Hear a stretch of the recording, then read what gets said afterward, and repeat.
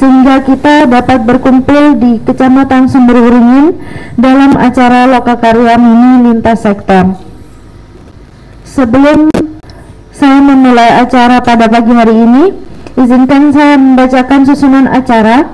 Yang pertama yaitu pembukaan, yang kedua sambutan, yang ketiga menyanyikan lagu Indonesia Raya, yang keempat doa, yang kelima penyampaian materi dan panel diskusi, dan yang keenam penutup.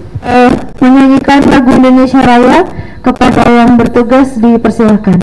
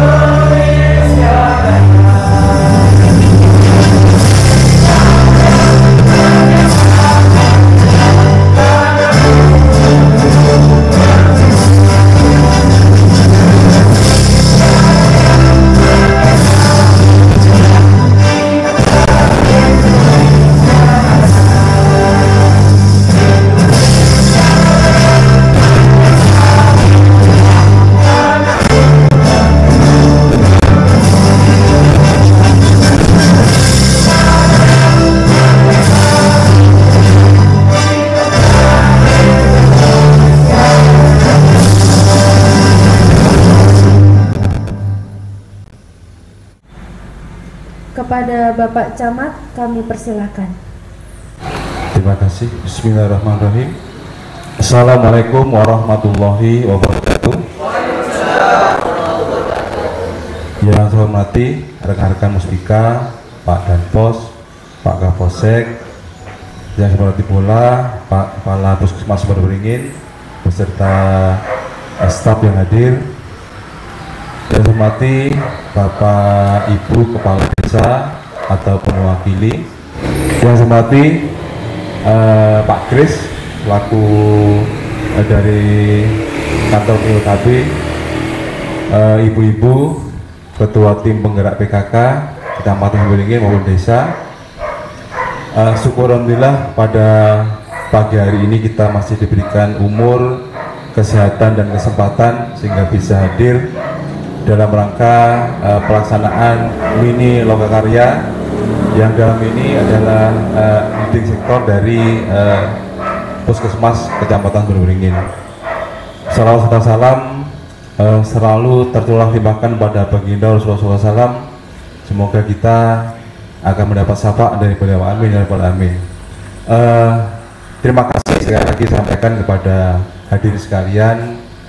Oh iya, yang terhormat dari kantor urusan agama atau yang mewakili, sekali lagi terima kasih saya sampaikan para yang hadir pada acara ini. Bapak Ibu, acara ini sebenarnya adalah acara yang sangat penting sekali karena ini adalah sifatnya koordinasi lintas sektor.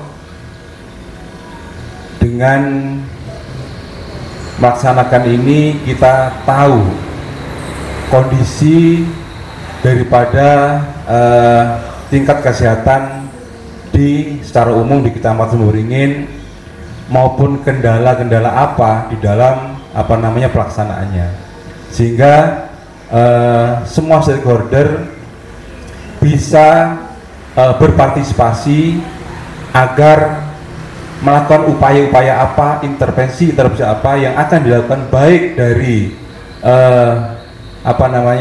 semua sektor, kecamatan, desa, kemudian puskesmas dan sebagainya, untuk bisa mencapai satu tingkatan, yaitu peningkatan kualitas kesehatan masyarakat, karena ini sangat penting sekali, bagian dari indeks pembangunan masyarakat di Kabupaten Bondowoso selain pendidikan dan sebagainya. Nah, dengan ada Minilog ini kami berharap semua stakeholder bisa lebih fokus kepada apa yang harus dilakukan. Contoh misalkan stunting gitu ya. Kalau kita tahu target dari stunting, by name by address-nya, kemudian secara umum permasalahan yang ada untuk peningkatan stunting, nah tentunya ini bisa diintervensi. Mungkin dari puskesmas akan melakukan apa, dari desa dengan DD-nya juga akan melakukan apa, sehingga kemudian juga pencegahannya dari KUA akan melakukan apa. Jadi semua ketika ini stakeholder ini bersama-sama dengan fokus, ya yang lebih fokus, tentunya ini akan mempercepat daripada program pemerintah. Contohnya misalkan pengurangan angka stunting. Ya. Jadi kalau ini butuh keseriusan Bapak Ibu sekalian, oleh karenanya tolong untuk desa, Pak, karena Pak Kades dan Bu Kades tidak hadir, tolong yang mewakili nanti menyampaikan kepada desa apa hasil daripada pertemuan pada pagi hari ini. Karena kami berharap kita ini adalah pemerintahan istilahnya paling bawah, Pak, yang berhadapan langsung dengan masyarakat. Jadi baik data atau kondisi itu adalah dari kita, kemudian target pemerintah pusat juga kita yang mengampu, begitu ya. Kalau ngomong Indonesia sehat itu adalah secara umum, tetapi pastinya data itu dari masing-masing desa kita. Oleh karenanya kita sebagai pemerintah paling hilir, ini adalah objek dari semua program pemerintah, baik itu pembangunan, ekonomi, kesehatan dan sebagainya, kemiskinan. Jadi ini perlu perhatian khusus dari kita yang di bawah ini untuk betul-betul bisa menangani, bisa sampai pada orangnya, Pak, kan gitu ya, sampai bukan hanya kita main data dan sebagainya, tetapi sampai pada orangnya, ya kita melayani dengan semaksimal mungkin, kita memberikan data dengan semaksimal mungkin, sehingga intervensi-intervensi apa yang akan dilakukan oleh pemerintah baik pusat, ya daerah, kabupaten maupun desa ini bisa lebih fokus. Itu mungkin harapan saya sebagai kepala wilayah di Kecamatan Sumberwing ini. Sekali lagi minta agar kerjasama ini, komunikasi kita, koordinasi kita ini selalu kontinu begitu, Pak. Jadi kalau Minilog ini 3 bulan sekali, Dok, ya. Mungkin dari nanti KB akan melakukan juga intinya bahwa bagaimana kualitas kesehatan di wilayah kita ini ada peningkatan dan semakin lama semakin baik. Terima kasih, itu dari saya. Terima kasih. Wassalamualaikum warahmatullahi wabarakatuh. Terima kasih kami sampaikan. Untuk acara selanjutnya yaitu doa kepada Bapak Supriyadi, kami persilakan. A'udzubillahiminasyaitonirrajim. Bismillahirrahmanirrahim. Alhamdulillahirabbil alamin. Allahumma shalli wa sallim ala sayyidina Muhammad wa ala ali sayyidina Muhammad. Ya Allah, iyyaka na'budu wa iyyaka nasta'in. Ya Allah, kami di sini, ya Allah, memohon kepadamu, ya Allah, berikanlah rapat ini ridho-Mu, ya Allah, kasih sayang-Mu, berikanlah jalan keluar dalam kesulitan kami, ya Allah, dan berikan kesehatan kepada kami, terutama kepada pemimpin-pemimpin kami di Kecamatan Sumberwingin ini untuk melaksanakan tugas-tugas, dan berikanlah kesabaran, keikhlasan, keridhaan menghadapi segala ujian-ujian dalam melakukan pekerjaan kami, ya Allah. Ya Allah, berikanlah kami di dalam rapat ini hasil yang penuh dengan rahmat dan kasih sayang-Mu, ya Allah. Berikan hasil yang terbaik, ya Allah, dan berikan kekuatan kepada kami, ya Allah. Ya Allah, ya Rabb, berikanlah kesehatan, ya Allah, kepada masyarakat Kecamatan Sumberwingin semuanya, ya Allah, dan berikanlah kesabaran dan keikhlasan, ya Allah. di dalam menghadapi ujian-ujianmu ya Allah. Barakallahu laka wa baraka alaika wa jama bainakuma fi khair. Wallahu alladzi la ilaha illa huwa alimul ghaibi wa syahada wa huwa ar-rahmanur rahim. Wallahu alladzi la ilaha illa huwa al-malikul quddus. Assalamul mu'minul muhaiminul azizul jabbarul mutakabbir. Subhanallah ya amma yusyrikun. Wallahul khaliqul bari'ul musawwirul asmaul husna. Yusabbihu ma bis samawati wal arwah wal azizul hakim. Rabbana atina fid dunya hasanah wa fil akhirati hasanah wa qina adzabannar. Subhana rabbika rabbil izzati amma yasifun wa salamun alal mursalin walhamdulillahi rabbil alamin. Bisyiril Fatihah. Terima kasih kami sampaikan. Selanjutnya yaitu penyampaian materi dan panel diskusi. Untuk panel yang pertama yaitu panel pemaparan kondisi kesehatan di Kecamatan Sumberberingin oleh Bapak Kepala Puskesmas Sumberberingin. Kepada Dr. Agus Sutanto kami persilakan.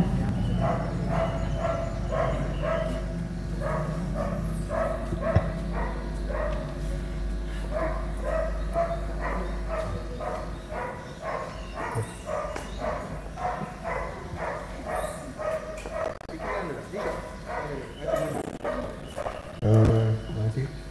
Hormat Pak Camat, Pak Danram dan Pak Kapolsek, Bapak Ibu Kepala Desa, juga perwakilan dari OPD, ada dari KB maupun dari KUA, ya. Kemudian dari Puskesmas ya, stafnya dari Puskesmas, ya. Kemudian ada Ketua Pokja dari desa ya. Assalamualaikum warahmatullahi wabarakatuh. Izin Pak Camat saya mau melakukan pemaparan. Yang pertama saya ingin berterima kasih atas tempat ya yang sudah difasilitasi ya. Mungkin usul aja ya. Nanti untuk insek berikutnya mungkin bisa di Puskesmas ya. Jadi biar gantian.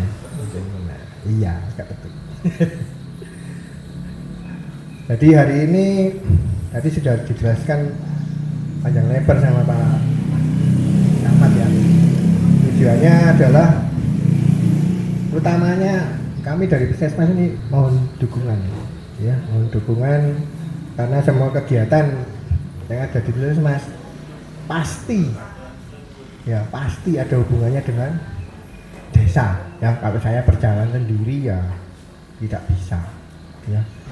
Kalau segi keamanan nyuwun tolong Pak dan Ramil dan Pak Kapolsek membackup ya. Baiklah, saya mulai saja ya. Ya karena nggak seberapa jelas.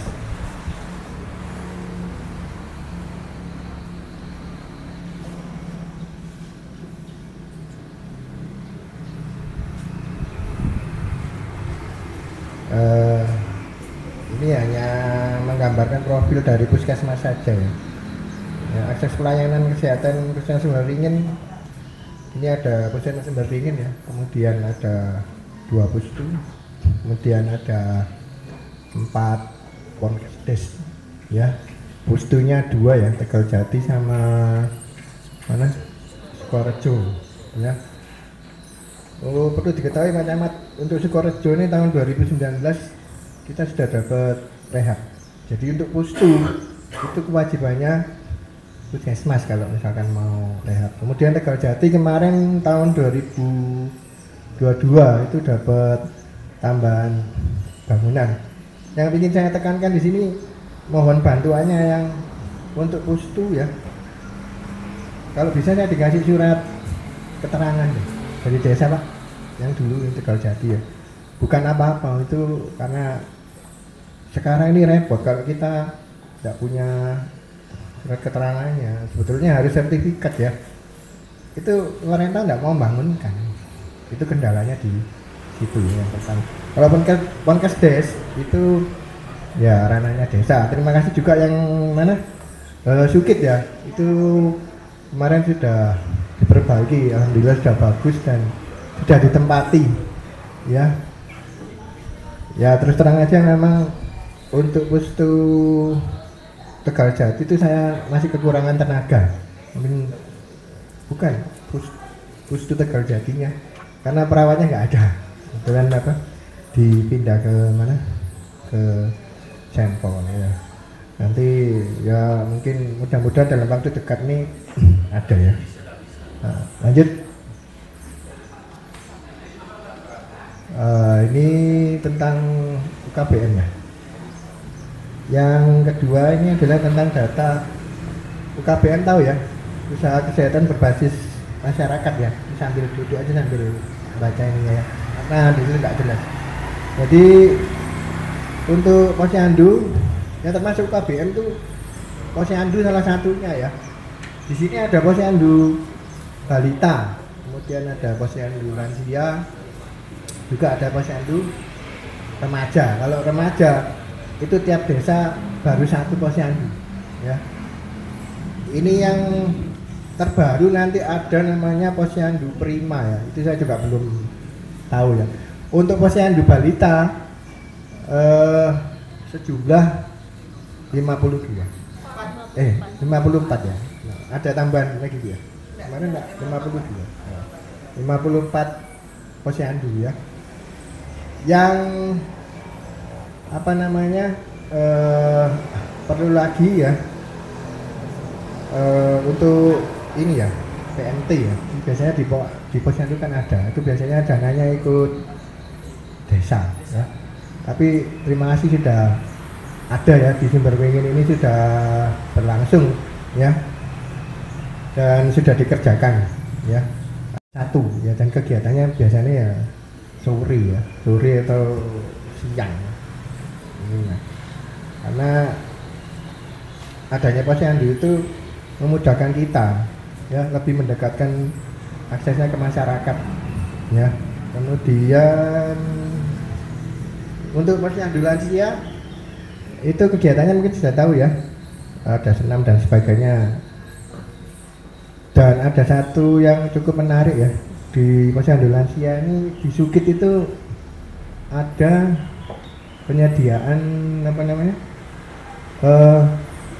pemeriksaan gula darah, stik gula darah itu dari desa ya. Makasih Pak Tinggi ya, teman yang mewakili ya. Kalau di lainnya belum ada ya. Kalau nunggu dari puskesmas itu biasanya nggak mencukupi ya, apa namanya ini ya, saat ini yang saya paparkan ini terbanyak hipertensi ya, kemudian influenza ini tiap tahun biasanya tidak sama ya. Mungkin perlu diketahui untuk penyakit sekarang yang lagi apa ngetren itu malah penyakit yang tidak menular ya. Makanya ada kegiatan desa itu ada. Kemarin saya sudah ikut di Rejo sama di Sukorejo ya, sepertinya ya. Jadi nanti di situ ada pemeriksaan gula darah, tapi khusus yang PTM ya, yang di bawah 15 sampai 59 ya. Jadi tolong kalau nanti ada tetangganya apa, terutama yang sakit-sakit hipertensi ya, itu termasuk di dalam layanannya BPJS ya. Sudah termasuk penyakit kronis, termasuk kencing manis juga termasuk ya. Sudah datang ke puskesmas saja ya. Berikutnya termasuk di dalam pertanggungjawabannya Pak Bupati ya. Nah ini yang 2022 nggak ada Ibu ya datanya ya. Jadi di sini ya, karena yang saya paparkan hanya yang tahun 2023 ya. Pertama adalah pelayanan kesehatan ibu hamil ya. Kalau kita bicara SPM itu targetnya tidak ada yang di bawah 100 ya. Semua 100% semua ya. Di triwulan ke 1 ya, triwulan pertama itu targetnya adalah 24,5, capaian kita sudah 25,9 ya. Ini target triwulan 1 ini dari mana? Dari 100 tadi ya dibagi 12 ketemunya tiap bulannya itu ya. Jadi ini yang kita lakukan. Kemudian pelayanan kesehatan ibu bersalin ya. Ibu bersalin sama ya, targetnya 100%. Target triwulan ke-1 sama, capaiannya sudah 26,3. Ini yang perlu saya garis bawahi Pak ya. Minta tolong disampaikan untuk persalinan itu memang sudah tidak boleh lagi di puskesmas. Kenapa? Itu pokoknya salah bener itu biasanya kesalahan itu mesti ditumpukan ke puskesmas ya. Ya wajar lah, tapi kita ini sebagai pelayan masyarakat gak boleh protes ya Bu ya, gak boleh protes ya. Jadi jangan dimarahi ya bidanya, wah ini kok belum ngelayan loh. Memang aturannya itu sudah ada dan itu sudah tertuang di peraturan apa namanya, Perpres ya, Permenkes ya, itu sudah ada. Di mana yang menolong persalinan itu minimal bidanya harus 2 ya. Apanya? Gimana?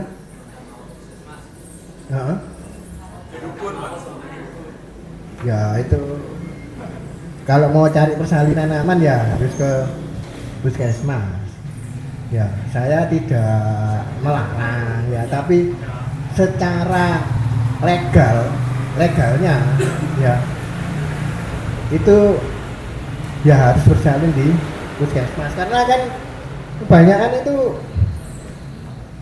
ada yang bilang ojo nang ngene puskesmas bidannya baru-baru. Tidak ada bidan baru di tempat saya, itu bidannya sudah lama-lama semua ya. Wajarnya ya wis itu kalau masih muda-muda iya, yang sudah tua juga ada ya, banyak juga ya. Jadi ya nggak ada ceritanya itu bidan praktek ya. Terus tidak ada lagi yang bilang jangan di puskesmas, soalnya apa? Harus dirujuk dulu. Kalau kita itu meriksa terus tidak ada kelainan loh, untuk apa kita rujuk? Dan diwajibkan hamil trimester pertama itu harus diperiksa oleh dokter 1 kali. Jadi sekarang ini berubah, kalau dulu minimal pemeriksaannya 4 kali, sekarang jadi 6 kali ya. 6 kali. Yang pertama kali jadi sebelum 12 minggu ya, jadi 11 atau di bawah 11 minggu itu harus periksa kontak dengan dokter, dan di situ bisa di USG-nya gratis ya. Yang bisa di USG mah jangan nanti pas umur kehamilan 20 minggu minta USG, nggak bisa. Yang bisa di USG itu di bawah 11 minggu ya. Nah, pokoknya itu kan umur segitu sama di 3 bulan terakhir itu bisa dilakukan USG di puskesmas ya. Saya punya dokter yang bisa USG itu 2, nggak usah khawatir ya, dan itu gratis. Jangan dilihat USG, kalau lihat jenis kelamin biasanya agak susah kalau umur segitu ya. Yang penting itu dilihat plasentannya di mana ya. Jadi itu mungkin nanti bisa disampaikan ya. Minta tolong juga Pak, jenengan yang mewakili Pak Kades ya. Nanti kalau ada sesuatu hal yang berhubungan dengan bidan di desanya bisa langsung ke saya, nggak apa-apa, atau lewat Pak Camat ya. Pak Camat sama saya ini sudah lama dulu di Bucer 9 tahun sudah ketemu Pak Wisnu kalau balik ya. Nggak tahunya diketemukan lagi di sini tapi ya enak juga bagi saya ya. Jadi minta tolong nanti mungkin bisa dibantu diberi penjelasan ya. Terus sepertinya kemarin itu sudah ada pendataan ya untuk kartu KIS-nya itu ya, BPJS yang belum punya itu sudah. Jadi tolong, saya minta tolong juga dari perangkat, kalau memang ada yang hamil yang nggak punya KIS ya tolong puskesmas segera diberitahu, jangan sampai sudah mau melahirkan terus ada komplikasi baru bilang, sampean mumet saya yang ngeluh, bukan ngeluh ya, sudah ngeluh saya masih dimarahi sama Dinkes, ya sudah, maka saya bilang ya harusnya seperti itu ya, harusnya seperti itu. Apalagi dengan adanya program UHC itu ya, ini makanya kita yang melaksanakan di bawah ini sebenarnya bingung juga gitu. Mau saya ini dimasukkan semua dah, enak sang puskesmas gak usah di BPJS, terus gak peduli, KTP ya dilihat ada sudah langsung dilayani gratis. Mau saya gitu, tapi saya bukan pemerintah ya. Menurut data bulan timbang ya, Agustus 2022 sebanyak 161 orang. Ini kita punya data by name by address ya. Kemudian di bulan Februari tahun 2023 itu sebanyak 160, cuma turun satu. Jelas faktanya di sini Tegal Jati memang banyak ya. Oh ini data yang per desa ya, stunting ya. Jadi mohon maaf Bu Kades ya, dari yang Tegal Jati ini sudah kita hitung ya. Saya waktu itu juga sempat tanya, ini benar lah data kok moro-moro 17%. Saya tanya sama petugas di sini waktu itu, Bu, kecamatan Sumberwing ini loh, 8% kan. Kok tahu-tahu ada program logus stunting di Tegal Jati. Ternyata setelah kita cross check banyak juga ya. Itu tadi beberapa hal yang memang sengaja saya sampaikan ya, biar dengan perso, dan saya sekali lagi mohon dukungannya ya. Nggak tahu nanti kapan, di tahun ini kita juga akan maju akreditasi Pak, minta tolong dukungan dari kecamatan maupun dari desa ya. Nuwun sewu, monggo nanti kalau ada yang memang harus urgent silakan jenengan lapor ke saya, nggak apa-apa. Atau di sini mungkin sudah kenal Bu Kusnil di ya, mungkin itu aja yang bisa saya sampaikan. Nanti biar dilanjutkan oleh Pak Camat diskusinya. Saya akhiri, wassalamualaikum warahmatullahi wabarakatuh.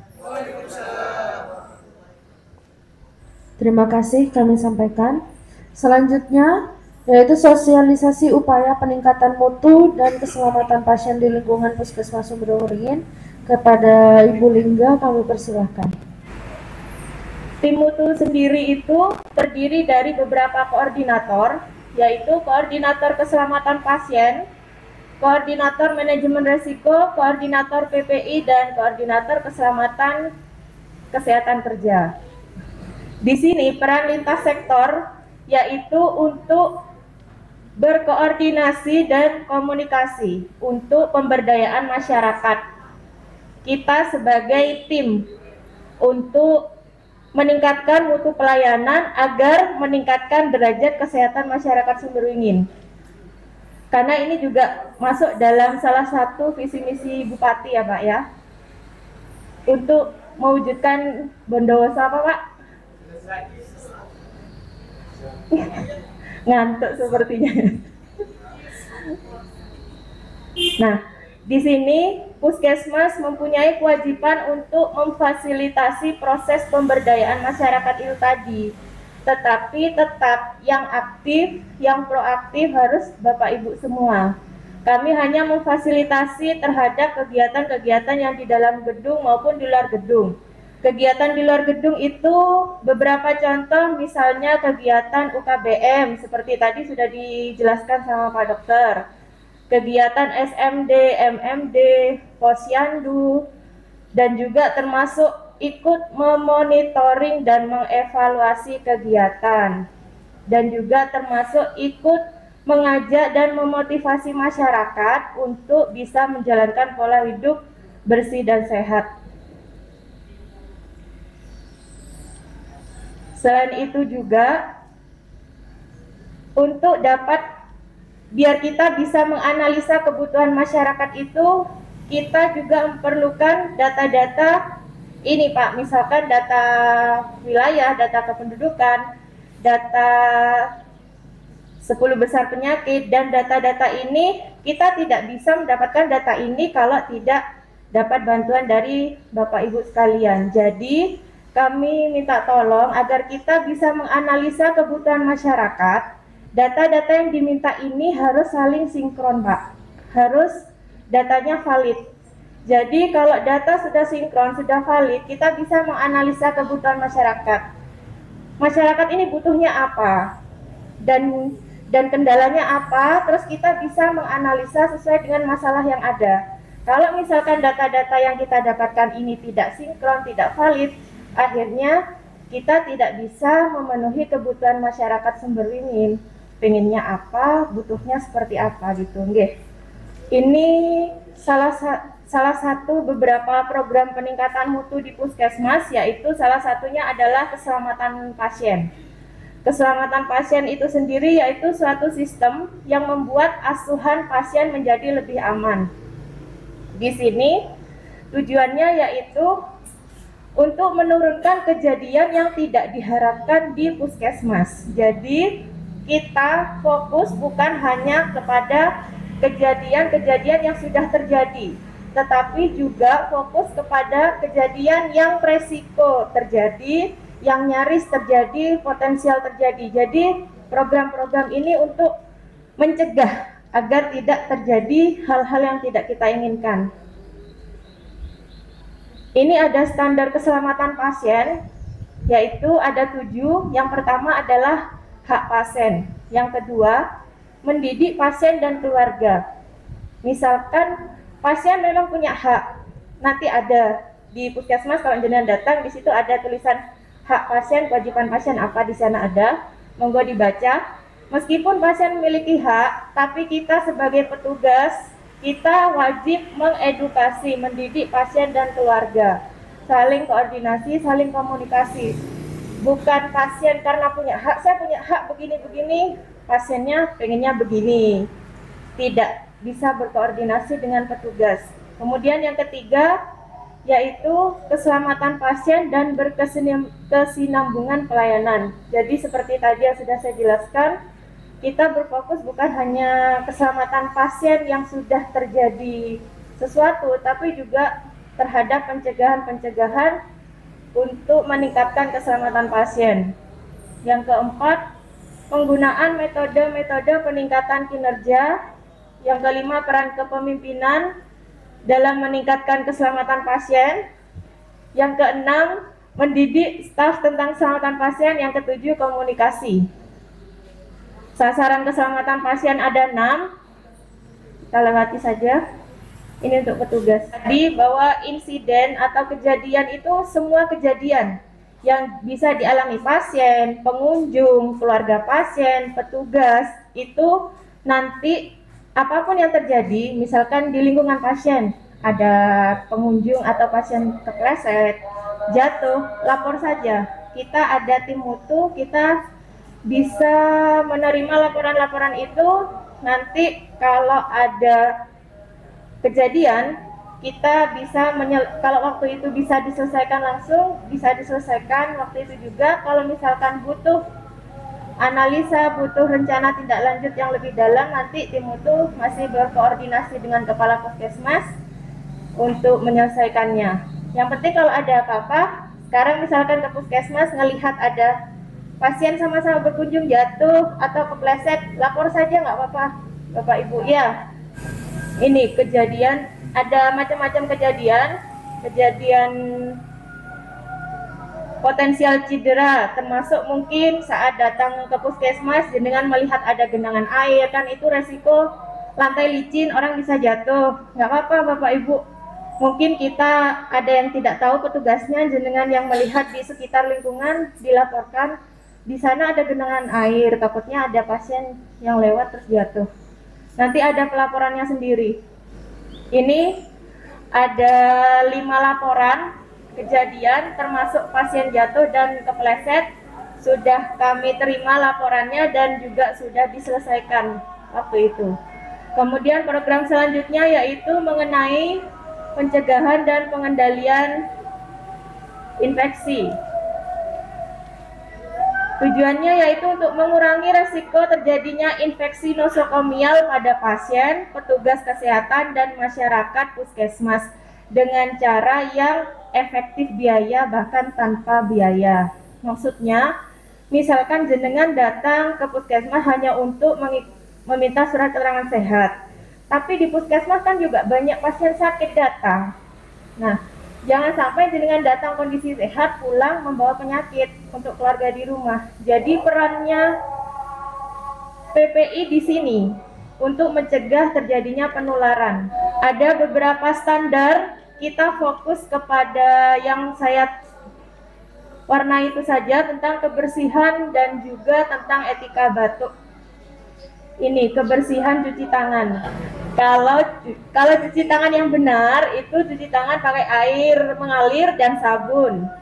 Terus waktunya 40 sampai 60 detik. Kalau misalkan kotor kena oli seperti kata Bapak tadi bisa lebih nggak apa-apa. Biar tidak ngantuk, ayo berdiri dulu Pak, coba praktek bersama-sama cuci tangan, 6 langkah cuci tangan yang benar. Biar tidak ngantuk. Tadi kan kayaknya sudah mulai ngantuk-ngantuk. Setidaknya nanti buat bekal di rumah ditularkan ke keluarga, ke anaknya, buat siap mengalir ya. Kemudian langkah yang pertama, ratakan kedua telapak tangan. Oh iya, Mbak Ayu bisa dibantu. Nah, ya enggak, telapak tangan dulu, telapak tangan dulu. Telapak tangan. Yang kedua, gosok punggung tangan. Yang kedua, punggung tangan. Nomor 2, punggung tangan. Yang ketiga, sela-sela jari. Bayu, sela jari gini, sela jari. Nah. Yang keempat, kunci. Ganti kanan kiri kunci. Yang kelima, ibu jari dan digosok berputar.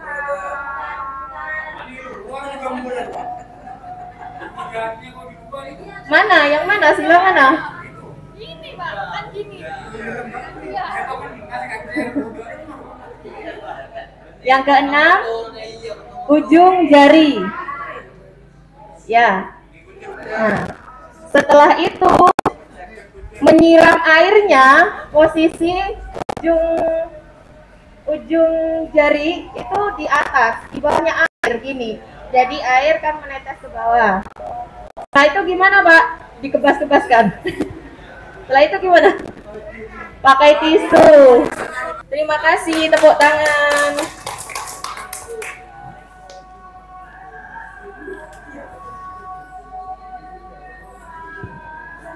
Nanti mohon ditularkan ke anggota keluarga ya Pak ya.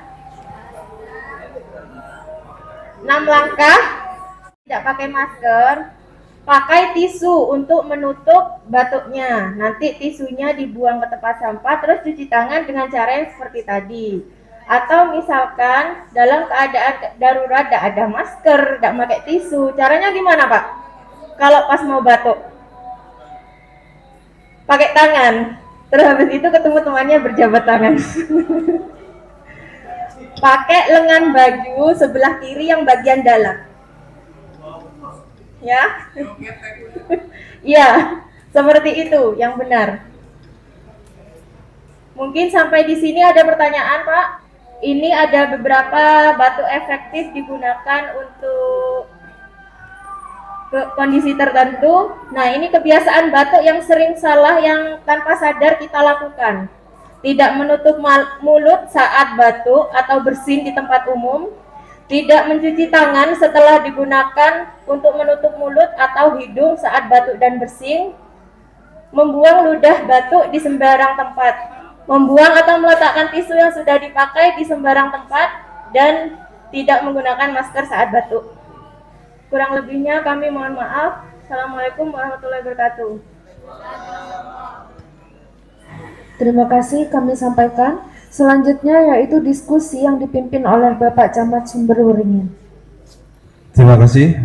Tadi disampaikan oleh Pak Dokter tentang apa-apa yang sudah dilaksanakan oleh Puskesmas Sumberberingin, baik data juga kondisi dari kesehatan secara umum di Puskesmas Sumberberingin. Jadi intinya Bapak Ibu sekalian yang hadir ini sebagian besar sudah dari nakes. Nah, yang lebih penting ini dari desa, Pak ya. Jadi makanya tadi saya awal sampaikan bahwa Bapak Ibu yang hadir di desa ini tolong disampaikan kepada Bapak Kepala Desanya atau Ibu Kepala Desanya bahwa pentingnya informasi yang bisa sampai kepada masyarakat, kemudian pentingnya kerjasama desa utamanya yang mengampu wilayah pedesaan yang berhubungan langsung dengan masyarakatnya. Ini juga istilahnya tadi Bu Kades ini tidak tahu bahwa di Tegajati sebenarnya banyak stunting gitu ya. Artinya tolong juga para nakes yang ada di sana sebenarnya kan banyak Pak ya. Artinya untuk menangani kesehatan baik stunting apa itu ada kader desa, kemudian ada TPK kan gitu ya, ada nakes itu sendiri. Nah ini mari kita bersinergi untuk bisa bersama-sama mengatasi segala permasalahan tentang kesehatan gitu Pak ya. Jadi pendampingan yang dilakukan oleh baik desa maupun kader dan sebagainya ini sangat diperlukan sekali. Contoh mulai dari Catim ya. Jadi bagaimana pasangan calon pengantin ini bisa betul-betul sehat dan begitu ya. Kemudian dan siap untuk melaksanakan pernikahan dan dampaknya kepada nanti punya keturunan sebagainya dan gitu ya. Kemudian termasuk data bumil ya, ini juga terkait dengan angka kematian ibu dan anak ini yang harus dijaga. Kalau dulu setahu saya perintahnya jangan ada ya ibu atau anak yang meninggal gitu ya. Walaupun itu sudah takdir dari Tuhan tadi. Di sini ternyata di 2023 ini sudah ada satu kejadian ya. 2022 ya. Untuk yang anak sudah 2023 kan gitu ya. Seperti itu. Jadi kalau dulu sangat Dok ya, jangan sampai ini terjadi kan wanti-wantinya Pak Bupati dan sebagainya seperti itu. Nah, ini tidak bisa terlepas dari tanggung jawab kita bersama, ya utamanya tentunya masyarakat di desa, pemerintah desa itu ada RT, ada Kasum dan sebagainya yang bisa memberikan pengertian walaupun TPK, kader ini sudah sering ada komunikasi dengan mungkin KB ataupun tenaga kerja, tenaga kesehatan atau puskesmas, tapi memaksimalkan kinerja dari masing-masing itu sangat perlu sekali gitu Pak ya. Jadi pendampingan sebagainya. Baiklah, mengawali diskusi kita tadi, mungkin saya buka dulu dari KB mungkin Pak ya. Mungkin apa yang perlu disampaikan yang sudah dilaksanakan maupun kendala sehingga kita sama-sama tahu apa yang harus kita lakukan. Monggo Pak Kris. Terima kasih Bapak. Assalamualaikum warahmatullahi wabarakatuh. Ya, terima kasih waktu yang diberikan kami di lapangan. Utamanya yaitu kaitannya dengan kita ada tim namanya tim pendamping keluarga TPK. Juga di sini terdiri dari satu tim dalam satu desa itu ada 2 tim. Satu timnya terdiri dari rekan nakes bidan atau perawat dan juga dari kader KB dan kader TPPKK di masing-masing desa. Dan sudah kami ada grupnya, grup WA-nya di situ kami laporkan Pak. Ya mungkin ini berita bagus atau sekaligus pembenahan kita semua bahwa terakhir per 5 Mei 2023 Kecamatan Sumberingin untuk Catimnya pendampingannya terbesar sekabupaten. Diapresiasi kemarin, namun bumilnya, pendampingan bumilnya masih kita banyak, tapi yang didampingi artinya yang masuk ke aplikasi namanya LCMIL Pak ya, elektronik siap nikah dan siap hamil masih sedikit.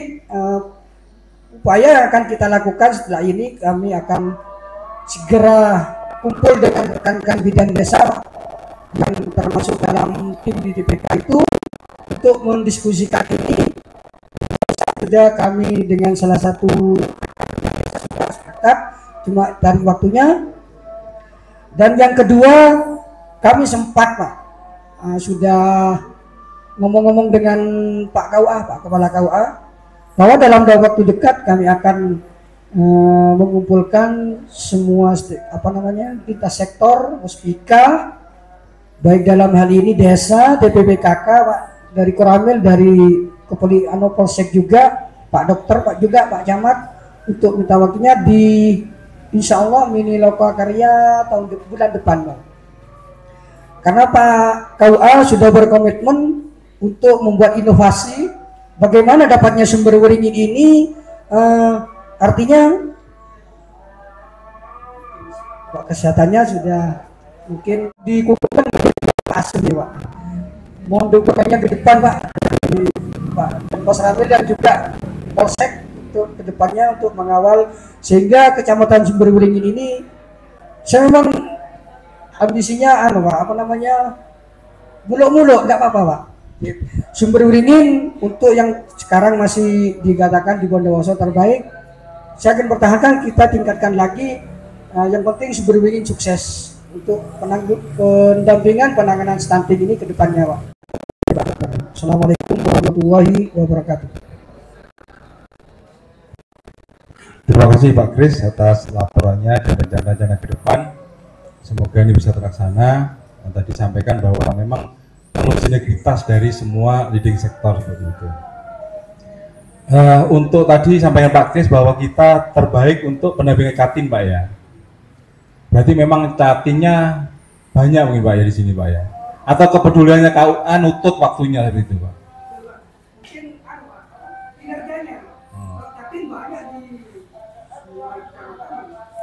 Beliau-beliau kepala sekolah ini Pak di Sumber Beringin mulai dari SMP sudah banyak yang bertunangan ya. Jadi artinya ini bisa jadi menjadi pasangan yang belum siap nikah gitu ya.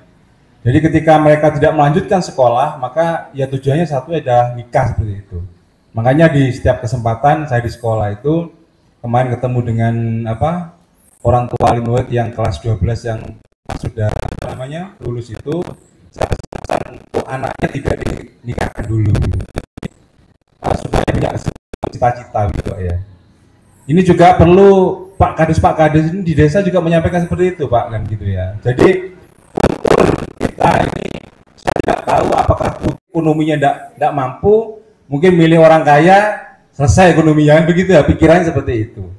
Tapi sebenarnya nikah belum siap ini kan juga akan mempunyai dampak yang berkepanjangan.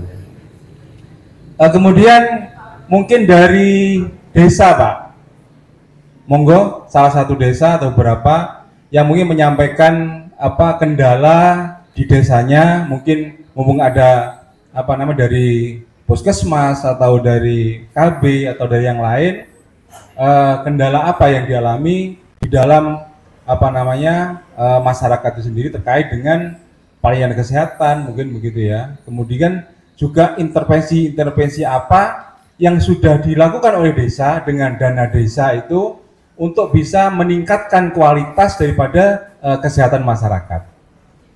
Jadi tadi datanya Pak Dokter itu ternyata yang banyak ini adalah hipertensi gitu Bu ya. Kan hipertensi ini kalau menurut saya orang awam banyak penyebabnya. Kurang belanjanya juga hipertensi gitu Pak ya. Kan gitu. Kurang penghasilannya juga hipertensi kan gitu. Dampaknya ya macam-macam, gangguan jiwa tadi itu kan gitu ya. Ini ada korelasinya Dok ya. Jadi ketika sering stres akhirnya jadi ODGJ yang gitu. Penyebabnya salah satunya itu mungkin pasangannya, kemudian suasana rumah tangganya karena belum siap tadi itu Pak. Belanjanya kurang kan begitu ya. Nah, itu salah satu juga penyebab. Monggo dari desa. Silakan.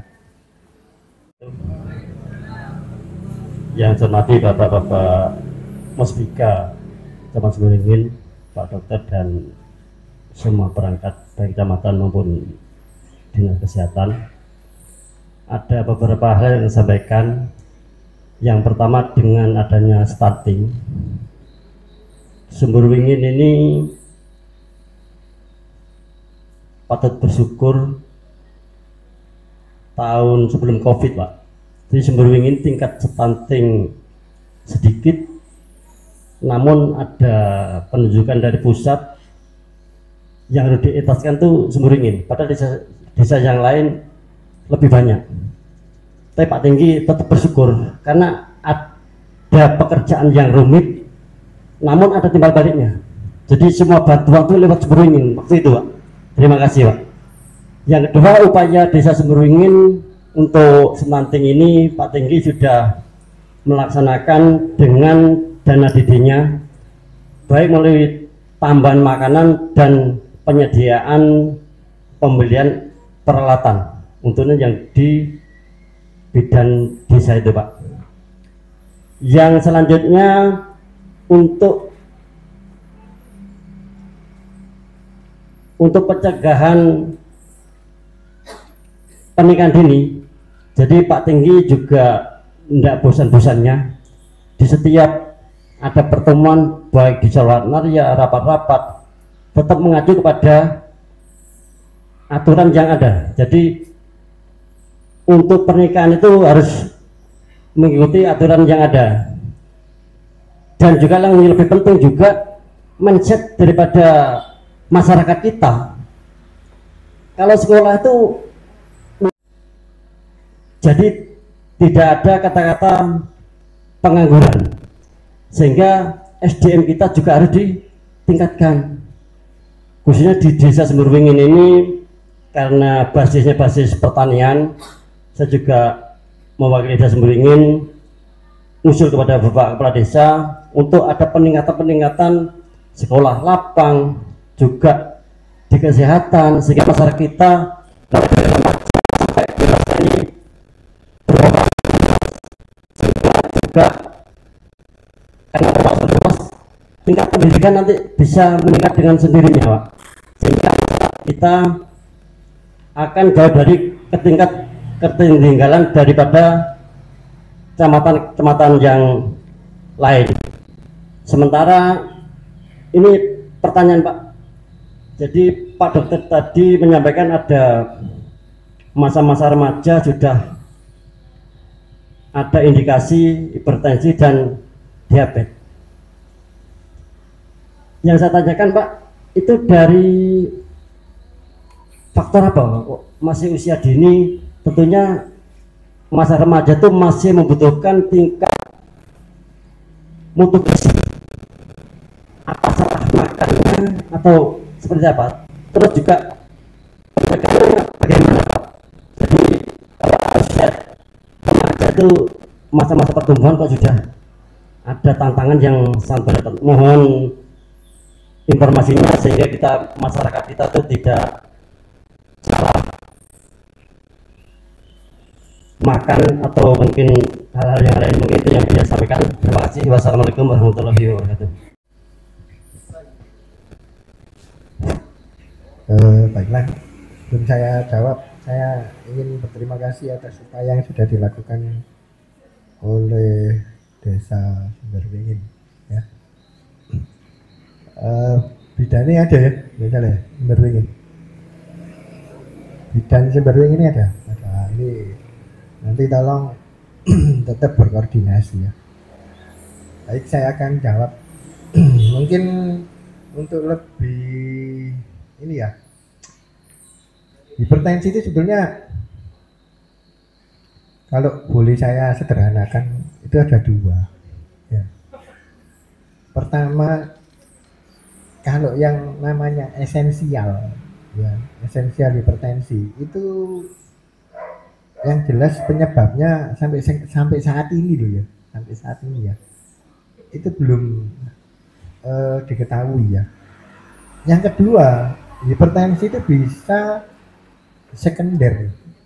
Sekunder itu maksudnya bisa karena sejak dari kecil dia sudah punya kelainan, ya. Bisa kelainan bawaan, ya. Bisa saja. Yang mungkin bisa juga karena pola hidupnya, ya. Kan ada, mungkin tahu ya PHBS ya, pola hidup bersih dan sehat ya. Sebagai contoh mungkin merokok, ya merokok itu juga salah satu faktor ya, bisa saja karena banyak sebab ya. Kalau remaja misalkan suka apa begadangan itu ya tumor gitu, itu ada tumor tertentu yang bisa menyebabkan tensinya tinggi ya. Lah pencegahannya gimana ya, kalau bisa mengikuti pola hidup bersih dan sehat itu ya.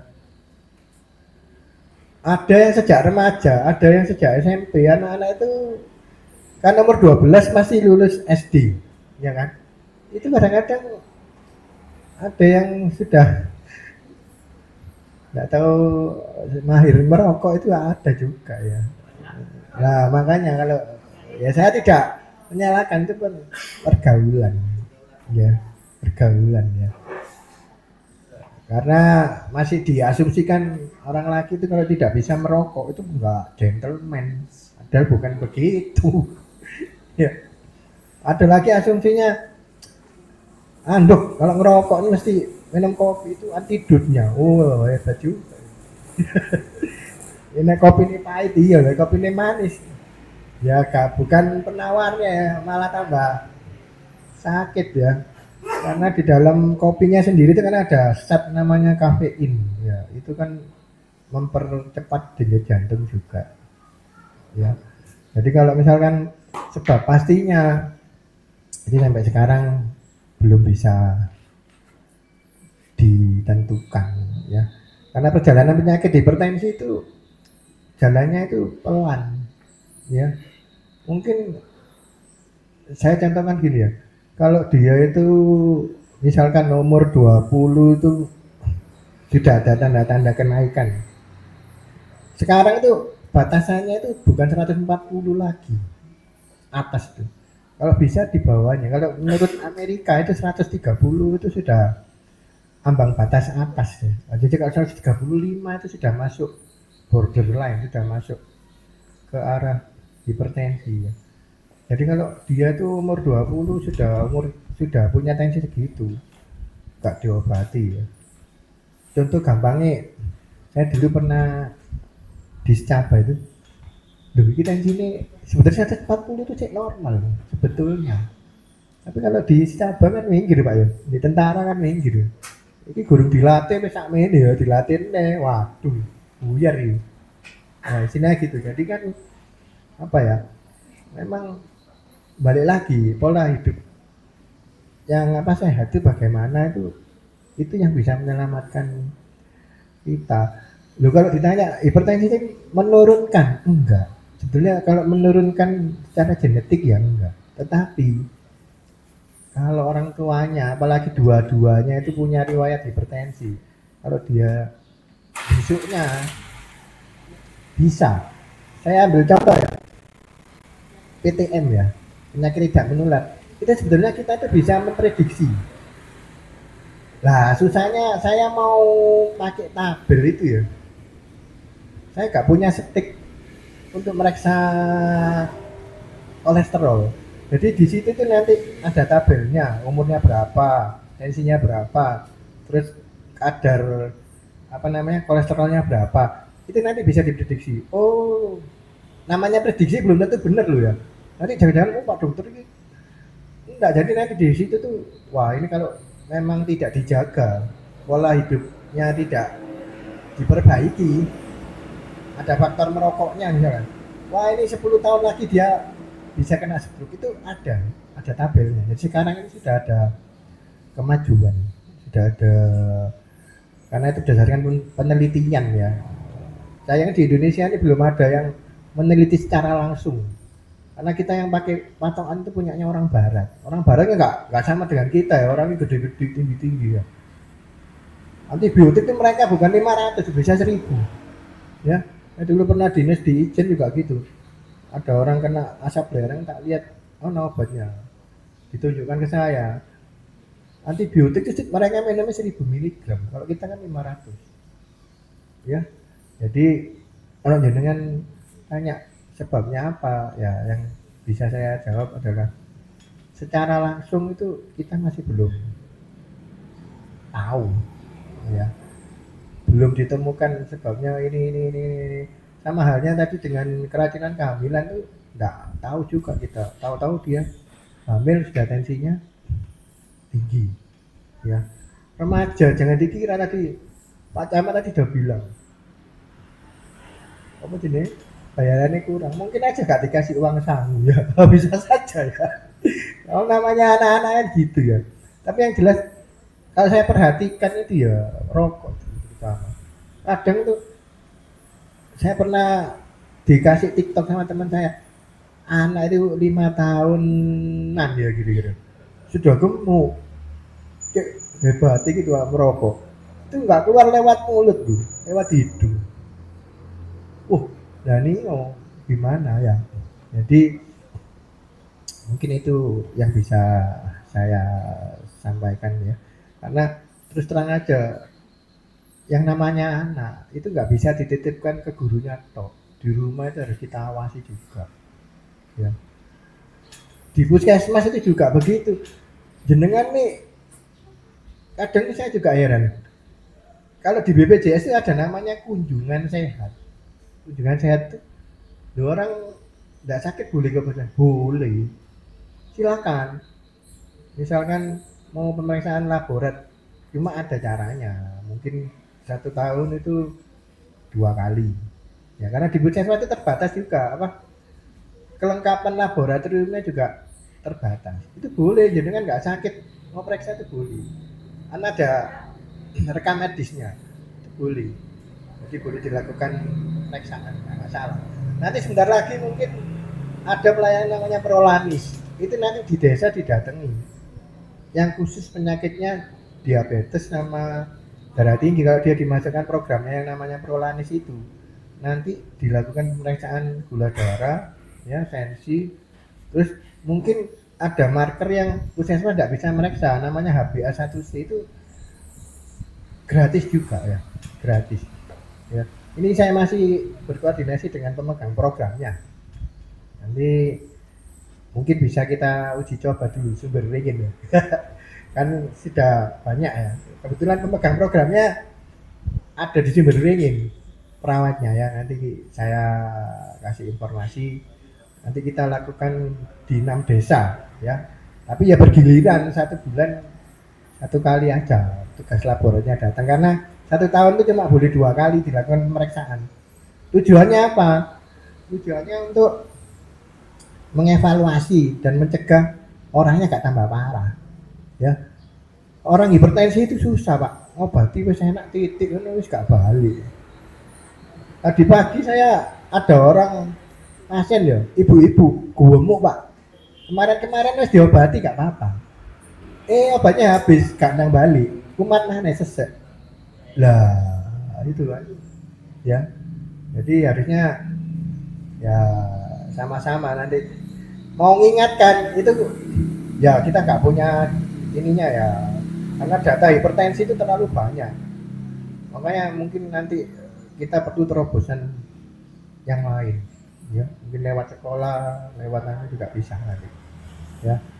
Biasanya ada pelayanan screening sekolah itu kan biasanya di murid-murid baru itu sudah kita apa Bu jenenge sing Bu Siratin screening, ya, untuk anak-anak sekolah itu ada, ya. Nanti dari situ ya banyak ada pemeriksaan macam-macam, ya. Cuma ya itu frekuensinya setahun sekali, hanya untuk murid baru aja, ya. Mungkin bisa diterima penjelasannya, Pak. Makasih Pak Dokter. Jadi tadi Pak di desa, ya, tolong tadi Pak Dokter mengingatkan, jadi mungkin warganya yang belum punya KIS, Pak. Nah itu kan segera diuruskan. Jadi ketika ada terobot-terobot tentang kesehatan, jadi sudah tidak bingung lagi harus kemana-mana gitu. Walaupun ada UHC seperti itu. Ya artinya memang pendampingan desa ini sangat dibutuhkan sekali Pak. Jadi bagaimana kondisi masyarakat ini artinya alhamdulillah tadi Pak Dokter menyampaikan bahwa Puskesmas Merbring ini sudah perlengkapannya sudah semakin maju, semakin modern, paling bertambah. Juga pelayanannya banyak yang gratis Dok ya. Ya asalkan pakai tadi itu KIS, BPJS dan sebagainya. Ada kalau di kita di Telkomsel itu persyaratan berlaku begitu ya. Itu ya. Jadi itu yang harus dilakukan. Mungkin saya beri kesempatan lagi untuk Ibu PKK. Mungkin, monggo. Saya tanyakan Pak, kebetulan saya di sini kader Sukabumi. Kesulitan saya Pak di kader jiwa. Kalau saya sudah mau menuju jiwa dalam BPJS, saya kesulitan ambulan. Kalau sudah saya telepon Mbak Isma, loh gimana coba? Soalnya nggak di klaim ambulannya. Terpaksa saya kadang kalau sudah pasiennya ngamuk, kadang saya telepon kantor polisi Pak, kita pakai sana. Itu Pak, kalau sudah ngamuk itu Pak, saya sering Pak sama polsek.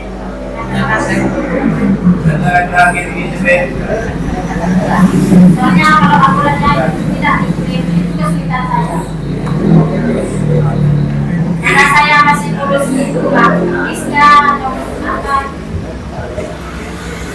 Jadi gini Bu ya, kalau untuk rujukan itu yang bisa diklaim ya itu rujukan rawat jalan, rawat inap itu bisa. Kalau yang jiwa itu terus terang aja memang dari programnya sendiri itu enggak ada. Nah,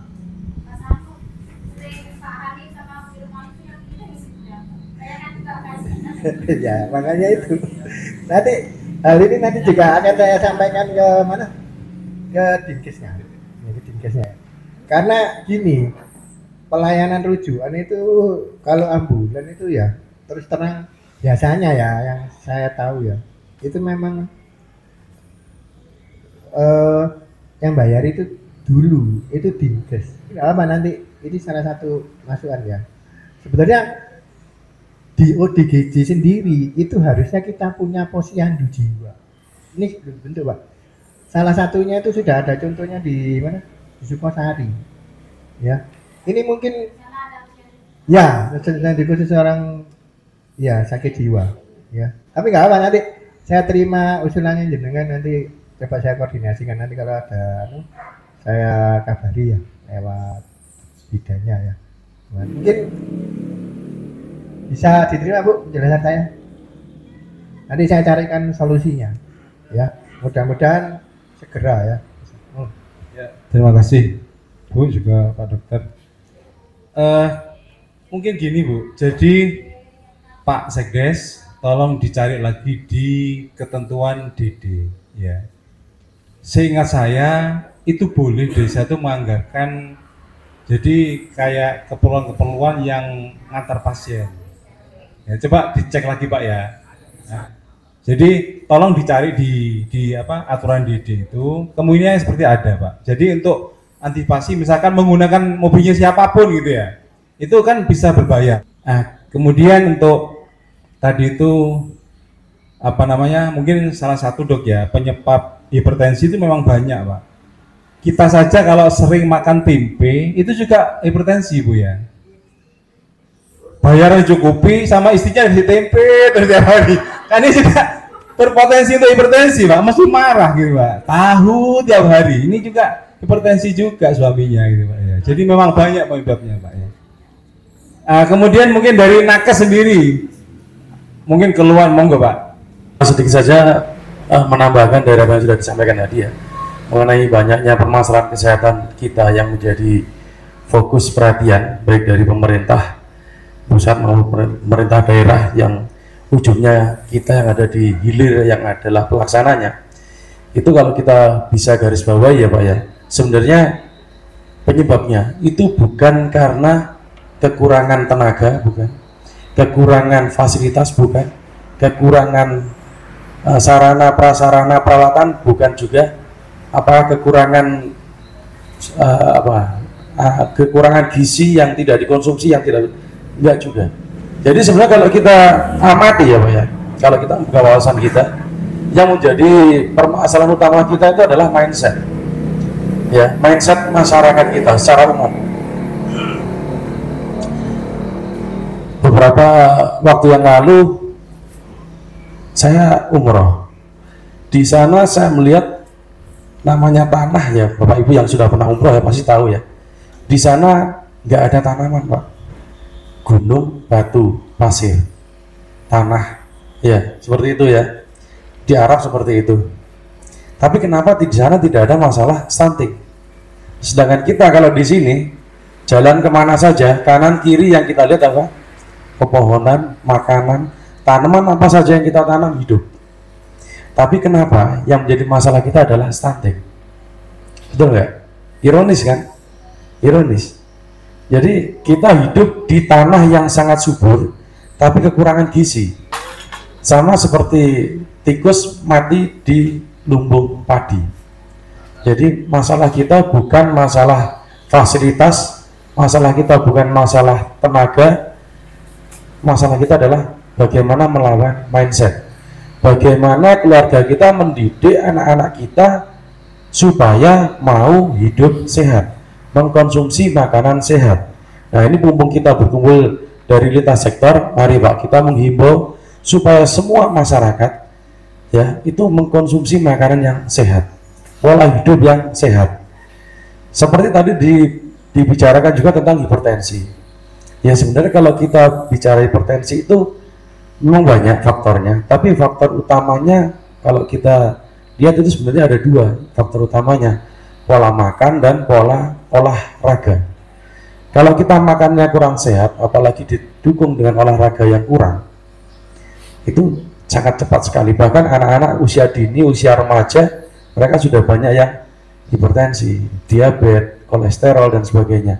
Itu masalah kesehatan yang dialami masyarakat yang hidupnya enak Pak, kemana-mana pakai sepeda motor, jarang jalan kaki, betul nggak?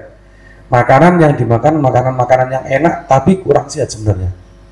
Kita banyak melihat para penjual makanan itu banyak sekali ya, ayam crispy, pentol dan sebagainya, sempol dan sebagainya, itu sebenarnya kan kurang sehat sebenarnya, iya kan? Kalau kita kembali ke alam, kita kembali ke nature, kita makan makanan yang ubi rebus, jagung rebus, kacang rebus, itu sehat. Tapi anak-anak sekarang masa mau makan seperti itu, betul nggak? Jadi makanya mari kita mengajak semua elemen masyarakat kita untuk hidup lebih sehat, untuk melawan mindset yang sudah mengalami pergeseran dari dia. Jadi kalau panjenengan pengen merasakan tubuh yang enak, enteng, itu perbanyak jalan kaki aja. Sehari jalan kaki mungkin kalau di total 1-2 km itu beda. Dan saya melakukan beberapa waktu terakhir ini, alhamdulillah berat badan saya yang tadinya 90 sekarang sudah berkurang menjadi sekitar 86. Itu rasanya jauh beda. Jadi kalau kita bicara anak kecilnya stunting, dewasanya obesitas, itu yang kita nggak pernah menyentuh obesitas itu Pak, yang menjadi fokus stuntingnya. Padahal kita lihat berapa banyak kita yang punya ukuran perut lebih standar, iya kan? Ini masnya masih ramping, belum keluarga Mas? Sudah? Belum keluarga ya? Ciri-cirinya orang belum berkeluarga seperti ini Pak. Nanti kalau sudah berkeluarga nggak akan setipis itu perutnya Pak. Jadi memang masalah kita itu pola hidup ya, jadi pola makan dan tubuhnya jarang bergerak. Kita bisa melihat hampir semua orang punya sepeda motor, kemana-mana sepeda motor, hampir nggak pernah jalan kaki. Itu masalah kita.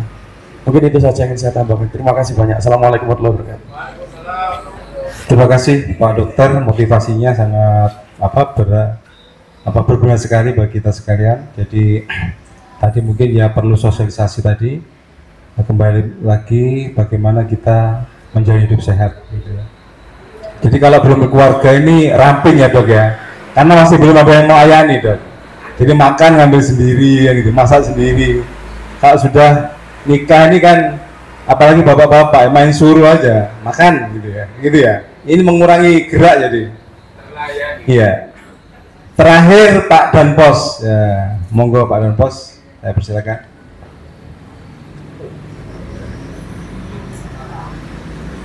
Assalamualaikum warahmatullahi wabarakatuh.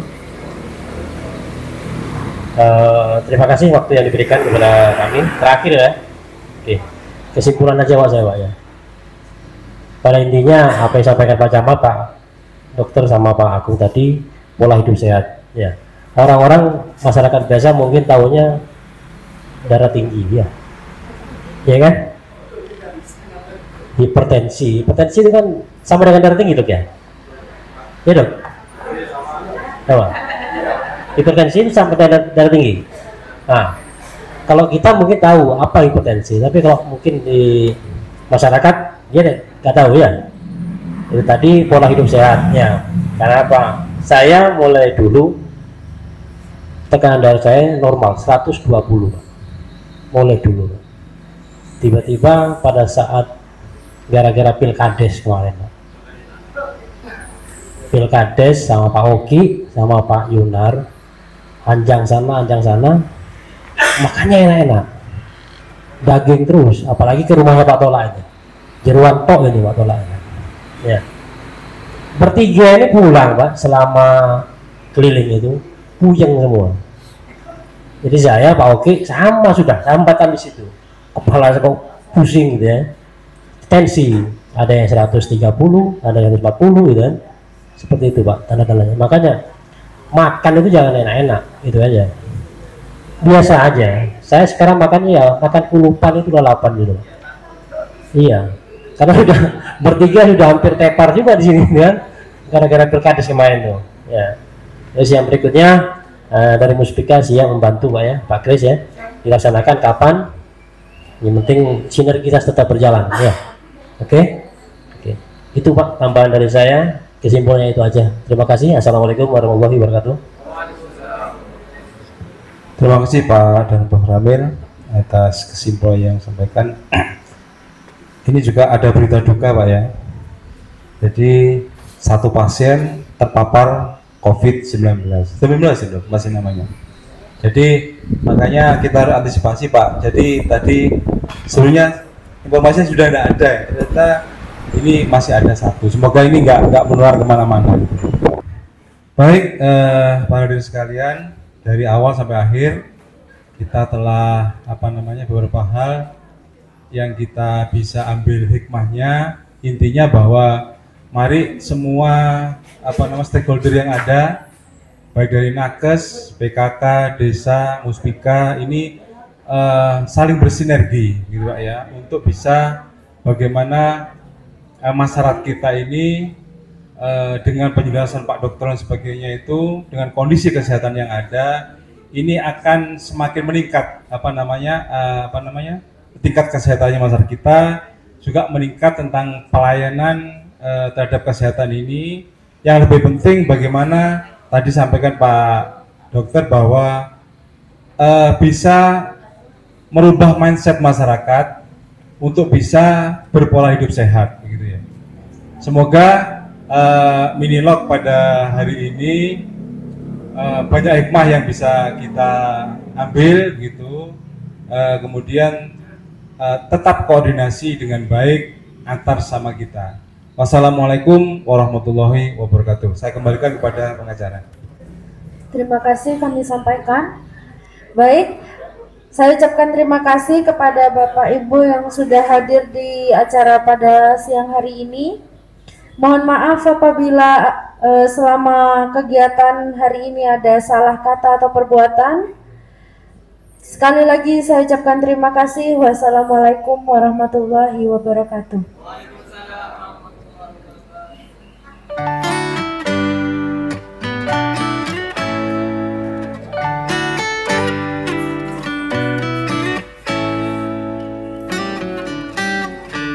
Lost in your eyes, under your spell.